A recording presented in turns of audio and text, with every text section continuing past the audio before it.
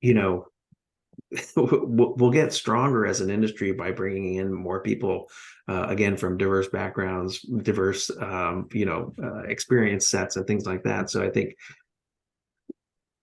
although we want to kind of keep it for ourselves in some ways, like I want to shout it from the rooftop that this is a great industry, and that instead of going into tech, like we do in the Silicon Valley, everybody's Sure. trying to get into tech. Like this is tech too. Hello, and welcome to the Elevator Careers Podcast, sponsored by the Allred Group. I am your host, Matt Allred. In this podcast, we talk to the people whose lives and careers are dedicated to the vertical transportation industry to inform and share lessons learned, building upon the foundation of those who have gone before to inspire the next generation of elevator careers. Today, our guest is Josh Miller, Sales Manager, Services and Solutions for Kone in the San Francisco Bay Area. Josh has his MBA from St. Mary's College of California and spent about 20 years working outside of the elevator industry before joining Kone in 2020. Josh's prior experience prepared him to hit the ground running in the elevator industry. And although Josh admits he has more to learn, his unique perspective brings a lot to the table and challenges all of us to look outside of our direct competitors in our quest for the best talent. Josh, welcome to the show. Hey, thank you so much, Matt. Appreciate it. Yeah, thanks for being here. I'm excited to be able to talk with you, and I really am excited to kind of explore your perspective as someone who joined the elevator industry kind of mid-career. Um, it's kind of unique in its own little way.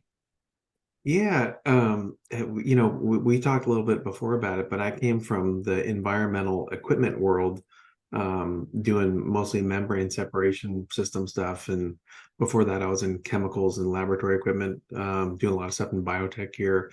Sure. Um, and yeah, I mean, the company I worked for nearly 20 years moved to Northern Nevada, and this is, before we were all doing remote work. So it's like, Right. well, time to move to Nevada, and my whole family's here in the San Francisco Bay Area. So I started reaching out for other opportunities in that industry, in the environmental world, and there's a bunch of opportunities, of course, but they're all primarily nationwide or big Sure. regions, and it was going to mean that I was spending maybe 3 nights in my own bed a week. And so I said, let me look at see what else is around. And during well, at the particular time, Kone had just had a reorganization that yielded this position, which is essentially a regional sales manager, on the service side for most of Northern California. So I Cool. Mhm. kind of threw my hat in the ring there, knowing absolutely nothing about elevators or the industry. And then, once I learned about the company and kind of the vertical transportation industry in general, I realized I stumbled into a pretty great opportunity. I mean, and it's a $7 billion market in the U.S., I think, nowadays. And so it's wild because it's basically invisible True. to it was to me at that point, and I think to a lot of people. Oh, you work in the elevator business? Like, oh, I didn't even think about that. Sure. Sure. Well, after 20 years in environmental, I mean, you talked about equipment, you talked about membranes. I'm like, I don't even know what that means, right? But you had all this knowledge. How did that then translate once you stepped into the elevator arena, if you will? Yeah, I mean, um, in my case, I worked for a company that designed, manufactured, installed, and serviced complicated machinery that was Sure. often the most important piece of equipment in the building. So while I didn't know anything about elevators, before I got this job, I brought a significant body of experience, that helped me to add value pretty quickly. Um, there's a lot of transferable skills in there, and I think that Sure. there's probably thousands of other people like me who could work in the elevator industry successfully, but a, don't know it exists, and I think b, a lot of the folks like me who are constantly hiring for positions, um, are primarily looking for people who have like the exact experience to fill the role that's open. And while that is the dream, I mean, that there are a lot of talented people around who have transferable skills. Oh, absolutely. Yeah. Tell us a little bit about this equipment that highly technical, highly expensive. What was kind of the nature of that, just so we can kind of understand at a basic level what it was you were doing?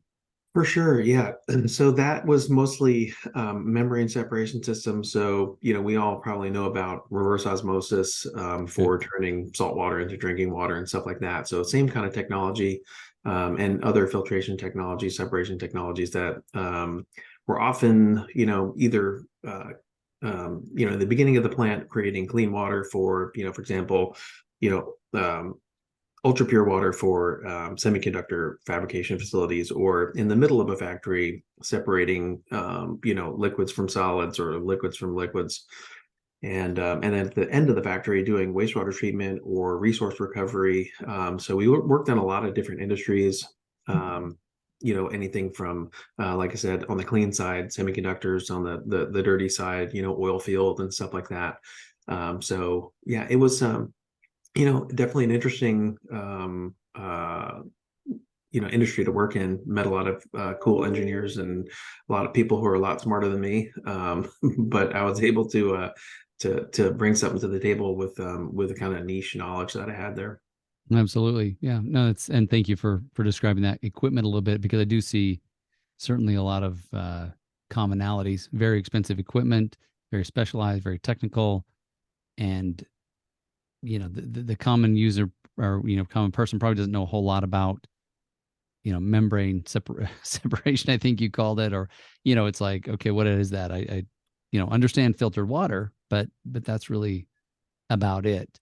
And so, yeah, if you were in sales, you have a pretty deep knowledge of what this is, how it works, so you can speak to the customer and selling it. And so stepping in the elevator, yeah, is very similar. Just learning some of the differences of the equipment and how it works and what's important to the customer, I guess. Yeah, definitely. I mean, at the end of the day, you're solving problems. They have a challenge that they need to, they've got a slurry that they want to separate the solids from the liquids, or we did a lot of environmental stuff where it's like, well, at the very end of our process, at a natural gas plant, we have selenium and we discharge that to a wetland, and, selenium happens to soften duck eggs Oh, so that wow. the hatchlings can't get out of the egg. And so, well, okay, how about we stop discharging that and then we just recover all the water and we'll reuse it in the plant. We, stop discharging water entirely. Oh, we never thought of that. I mean, it's just solving problems with technology, and it's somebody who comes to you that's a person that is Mhm. having an issue at work. I mean, it's the same thing that we do with elevator service. Right. Absolutely. Absolutely. So, it sounds like you just saw the ad and you applied and just kind of walked through that process. Is that right?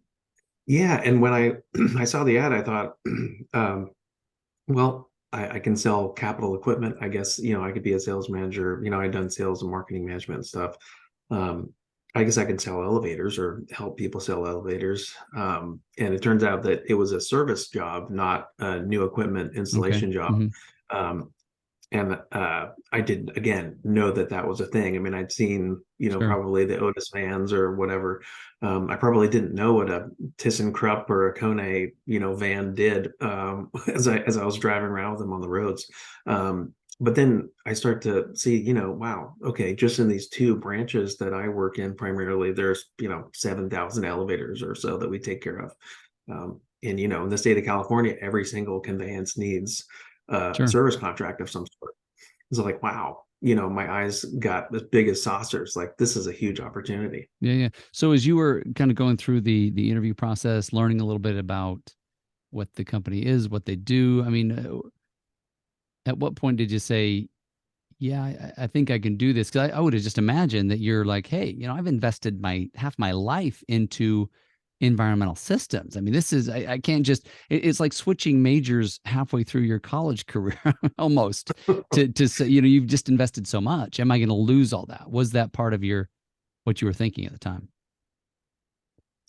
Definitely. Yeah. And I mean, that's why I started my search out at that time, looking for stuff that was closer to what I had known and, reaching out to people that I had met, in my travels. But again, it's, the San Francisco area is not, a hub by any stretch for environmental equipment.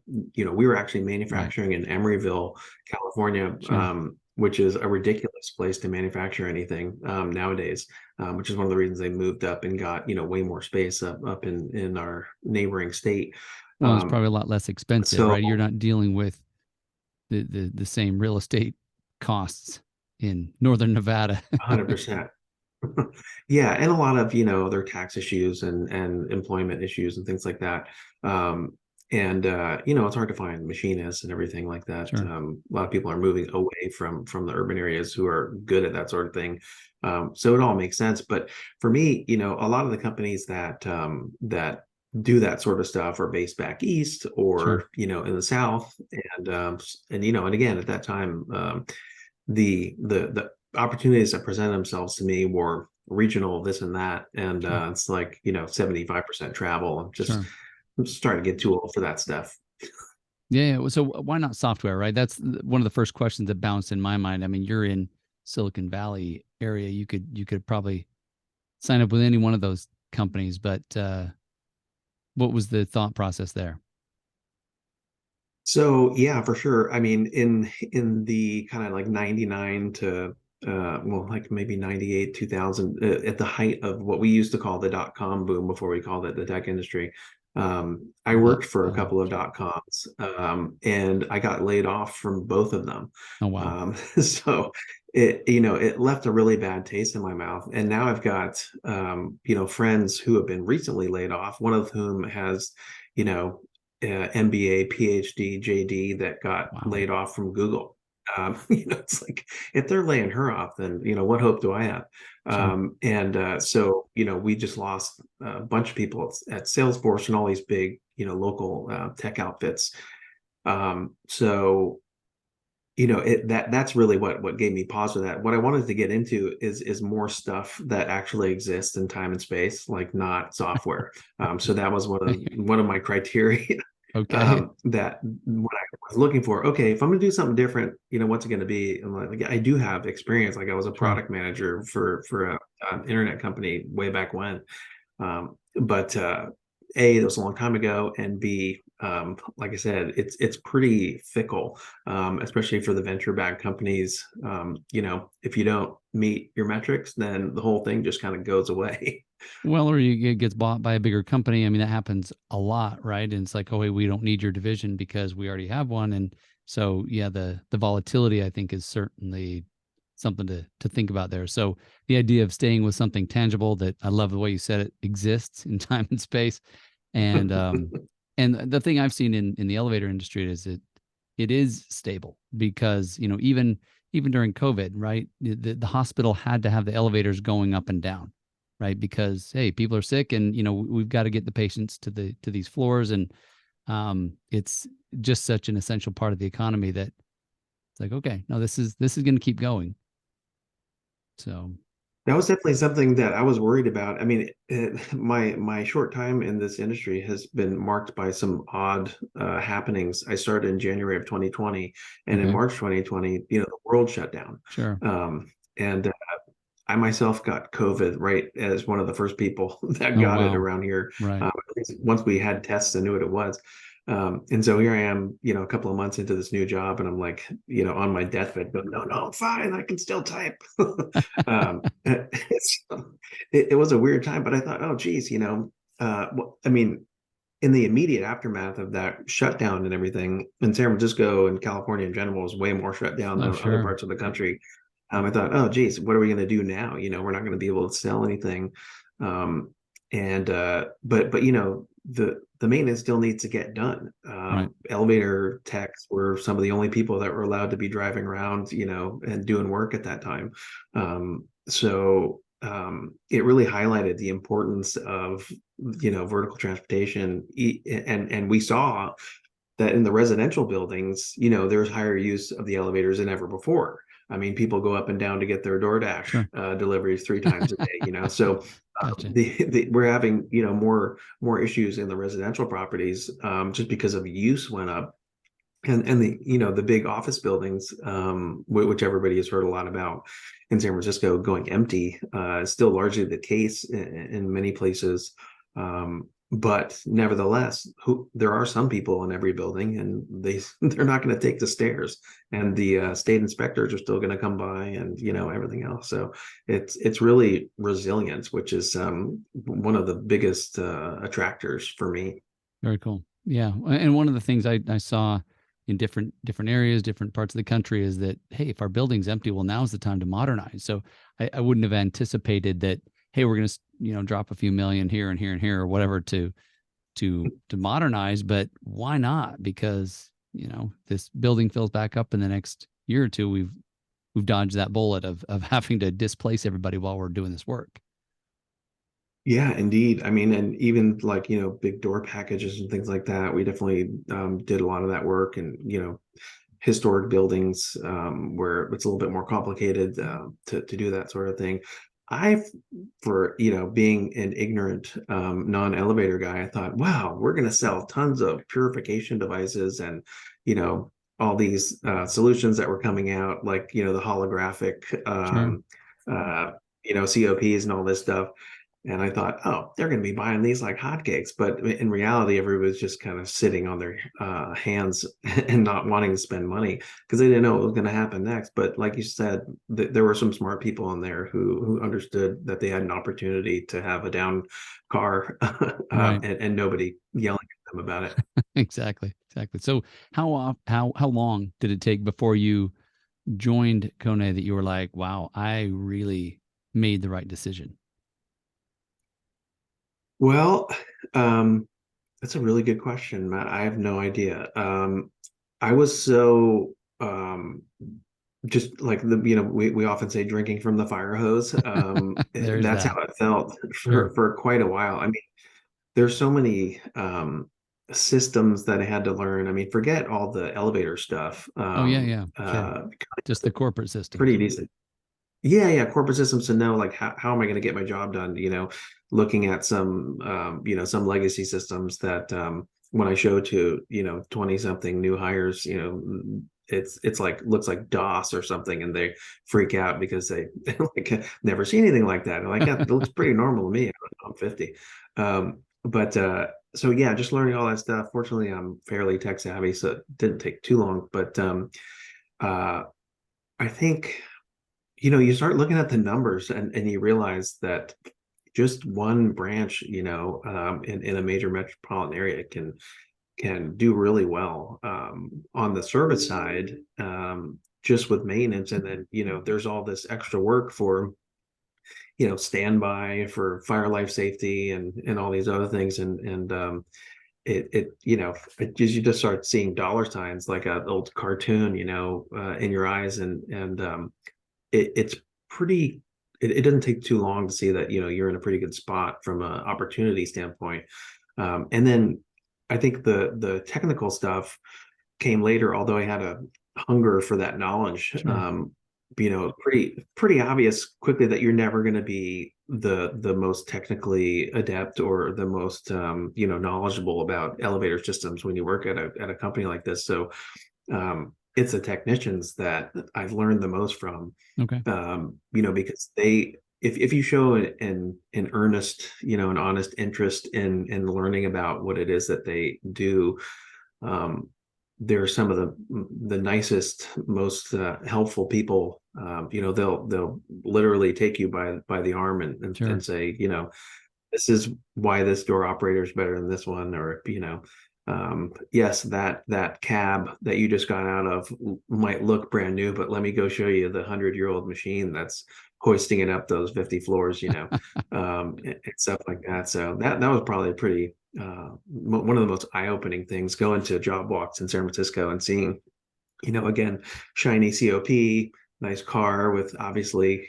brand new snap cab in there or something like that. And then you go up to the machine room, and it looks like something out of a museum, Sure. with the flyball governors and all this stuff.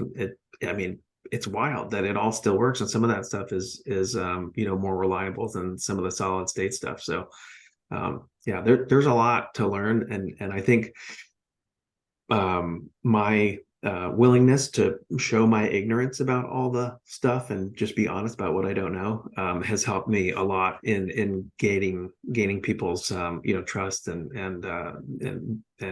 getting their them to be willing to teach me what they know. That's cool. No, it's great. And it's I think it's awesome that you've been able to bring what you have, but also be open to all this new knowledge and information, and certainly having the mechanics there that you can actually talk to, that they'll take you on a walkthrough, and hey, let's go check out this machine room. And that, what an amazing resource to have. So one of the things Oh I yeah. see, one of the things what I see with some of my clients is sometimes there's a reluctance to even give somebody like you a chance to interview, right? Because you're not from the industry. You didn't, walk out of college right into our training program, or you um Right. and yet I think there's I think we said it a little bit earlier, just a lot of people with super sharp, a lot of good transferable skills and knowledge, that, to your point, didn't even know this was a thing, didn't know. In fact, I heard that question this morning. The elevator industry? Is that what do you mean by that? I'm like, well, it is an industry, and there are companies who specialize in building, installing, maintaining elevators. Really? Okay. um, but sometimes, being on this side of the business and just trying to help bring talent, I see that, not always, but sometimes, as an obstacle, because no, we want to start with somebody who has experience, even though maybe performance has been mediocre through the two, three, four companies they've been through. Sometimes that's given preferential treatment to, and maybe it's because of, hey, we know what we know. Do you see that? Yeah, where you're at still, does that kind of have some sway? Yeah, for sure. I mean, because I'm, an outsider still. I don't have those biases. And like one of my most recent hires as an account manager, so I manage like 10 account managers, and they're invariably somebody's moving away or, Sure. taking a different opportunity. So it feels like I'm always hiring. And I look for people with the kind of skills that would work as an account manager Hmm. in a service sales role. One of my most successful recent hires is from a completely different industry, but the workflow was pretty much the same. It was like selling site services and things like that. I'm like, Interesting. okay, so you have, you know, not technicians exactly, but people who are performing the work. You're selling their work and arranging to have those services done at a particular time in a particular way. Maybe you're selling a sort of a subscription model of doing some of those things. And like this is basically the same stuff. Sure. So bring him in, and again, he's worked out marvelously. And so I think I definitely bring a different kind of perspective when it comes to hiring folks. And I've also hired dyed in the wool elevator Sure. guys Sure. who are fantastic. But I'm lucky in that Kone's like diversity, equity, inclusion Okay. model, Hmm. obviously it focuses on cultural differences and things of that nature, as it should, but it also incorporates diversity of experience and diversity of thought. Interesting. So Yeah. Kone has a like a systematic hiring approach that includes looking at people from outside of the elevator industry that have complementary skill sets, and so they actually live that value, which enables people like me to jump into something even though I did something completely different for 20 years. That's interesting. Yeah, because I haven't seen the diversity of experience be part of a diversity and inclusion model very often. So it's kind of refreshing that they're willing to bring that in, and to your point, maybe bring in some talent, some a perspective that you didn't have, can actually make your team stronger. It sounds like. Completely, yeah. Different I don't know. It's funny because sometimes I'll have conversations with folks who have only ever worked at one company, in Sure. one industry, and I say something that I think is pretty, dumb or basic, and they're thinking, oh, that's a good idea. We don't do that here. And and so, I'm probably never going to be the smartest guy in the room, but I might have a different idea than the rest of them. Very cool. So you said something a minute ago about I'm an outsider. I'm curious, is that ever going to change for you? Do you feel like at some point you'll say, "Oh, I'm an insider now"? What are your Yeah, it's thoughts? funny. I mean, considering a lot of my colleagues have been in this business for 25, 30 years. I feel like I'm still like a new guy. I don't know if I'm probably not going to be an outsider even in my own mind for too much longer. But I think the fact that I worked in a different industry for so long is always going to, keep me in a different kind of bucket as people think about the folks on the team. But it's I think for about the first year, I had no idea what I was doing with respect to, elevator technology and things like that. I was just really just trying to take it all in Sure. and do a lot more listening than talking. And after about a year, I kind of had a minor clue. And after Okay. about three, I thought, okay, yeah, I think I've got this down, reasonably well. So hopefully over the next, 3 or so years, I'll get more expert in some of these facets of the job. And but yeah, I mean, there are career elevator people and there are not career elevator people. I Yeah. think at least me being on sales side, there's that opportunity to make that jump. On the technical side or on the operational side, it's a little bit more Sure. difficult. Sure. Although we do see, people from other trades, still showing up at the elevator union hoping to get in, after doing 20 years of electrical Sure. or welding or whatever else. There's a lot of other complementary technical skills that they learn about the IUEC and how great it is to be a member of that union, and they're willing to make that switch. So, right, I think we should be willing to do that on kind of the business end of it too. No, absolutely. Yeah. And I think you're a testament to that, that hey, I can come in, bring what I had and learn all the new pieces. And I think what I try to steer my clients, especially those that are really reluctant to consider anyone from outside, is just thinking in terms of talent, of just kind of raw, somebody who's sharp and do they bring more, and not that that's always going to be the person from outside, because it's certainly not, right? But in certain roles, being able to consider that, okay, this perspective may help us, and this person's hard charging. I think I can get them up to speed, and I think that's part of the challenge, is just that how long am I going to have to train this person? How long before Mhm.